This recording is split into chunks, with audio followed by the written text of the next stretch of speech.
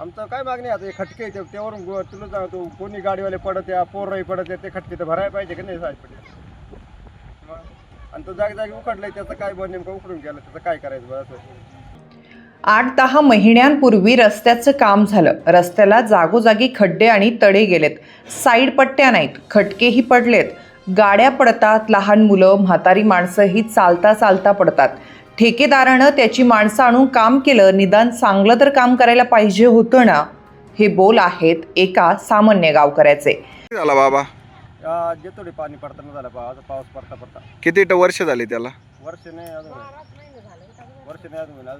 कमीत कमी दुसरा महिना चालू असेल 2-1 महिने बाकी असेल वर्ष व्हायला म्हणजे 8-10 महिने झाले. हा कसं रस्त्याचं काम केलेलं आहे? रस्त्याचं काम जागी उखडून गेलाय, जागी चांगलं आहे बुवा, जागी उखडून गेलाय. वरून ते साईड पट्टा पण नाही करेल त्याच्यात. तुमची काय आता तुमची काय मागणी आहे?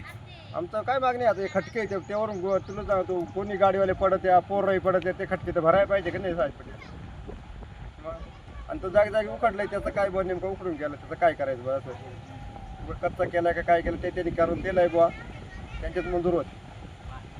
आमच्या काही इडलं कोणी मंजूर नव्हतं काय नव्हतं.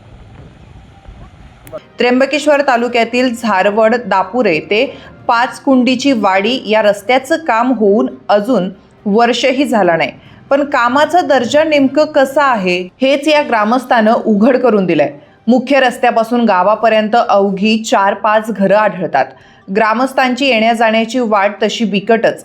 हे बघून आमदार हिरामन खोसकर यांनी चकचकीत रस्ता बनवून देण्याचं ठरवलं.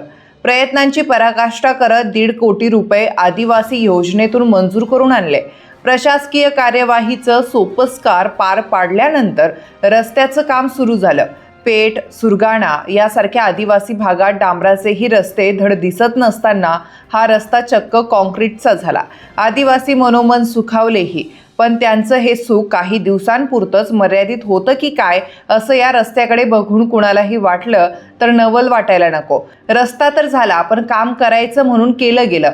आकार उकार नाहीच नाही. साईड पट्ट्याचा तर विषयच नाही. रुंदीचं म्हणाल तर कुठं जास्त तर कुठं कमी दिसून येते. लेवल करून एकसारखा रस्ता करणं अपेक्षित होतं, पण 1.5 किलोमीटरच्या अंतरावर कुठं वर तर कुठं खाली असं या रस्त्याचं स्वरूप लपून राहत नाही. कॉन्क्रिटीकरण केलं म्हटल्यावर नाही 20-25 वर्ष, निदान 4-5 वर्ष तरी रस्ता सुस्थितीत असायला हवा ना.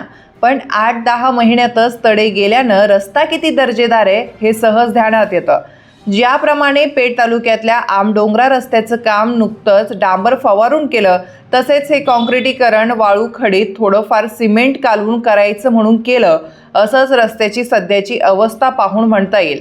ज्याच्या अधिपत्याखाली पेठमधल्या रस्त्याचं काम झालं त्या सार्वजनिक बांधकाम उत्तर विभागाच्याच अधिपत्याखाली त्र्यंबकेश्वर तालुक्यातलं हे कॉन्क्रिटीकरण झालं. अशीच दर्जेदार कामं होणार असतील तर आदिवासीच्या निधीचा खरोखरच योग्य ठिकाणी विनियोग होतो का हा खरा प्रश्न आहे.